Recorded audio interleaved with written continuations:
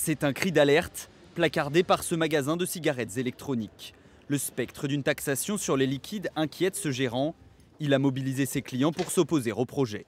C'est important d'en parler, d'autant plus qu'on les a sollicités aussi pour récupérer des signatures qui, du coup, ont permis, si vous voulez, d'avoir plus de poids en fait, face à nos députés et nos sénateurs. Et nos clients ont bien joué le jeu. La majorité en fait, était complètement ouverte en fait, à signer cette pétition et à nous soutenir.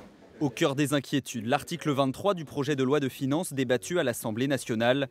Il prévoit cette taxation sur les liquides, mais également l'interdiction de la vente en ligne ou encore l'obligation d'avoir une licence pour les magasins de vapotage sur le modèle des buralistes. Une crainte partagée dans ce laboratoire de la région nantaise. Ici, on se trouve dans le laboratoire de conditionnement. On a différentes machines en fonction des différents formats de liquides qu'on souhaite faire. Ici, on fabrique des liquides depuis 2013. Pour le directeur, la future loi risque d'accentuer certains problèmes de la filière. Aujourd'hui, on voit arriver beaucoup de produits chinois, et notamment beaucoup de marchés noirs sur les liquides. Et c'est une vraie crainte, d'autant plus si un article 23 venait à être voté, on voit vraiment exploser le marché noir. Ce mercredi, l'entreprise se rend en nombre à Vannes pour manifester leur désaccord. Ce projet de loi est problématique dans le sens où en fait, on va mettre dans la même catégorie le poison et le remède.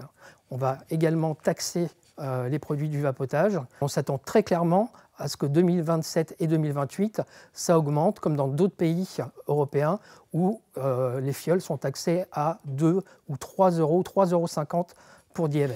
Si la vapoteuse n'est à ce jour pas cancérigène comme la cigarette, elle reste très addictive à cause de la nicotine et peut causer de nombreux dommages sur la santé.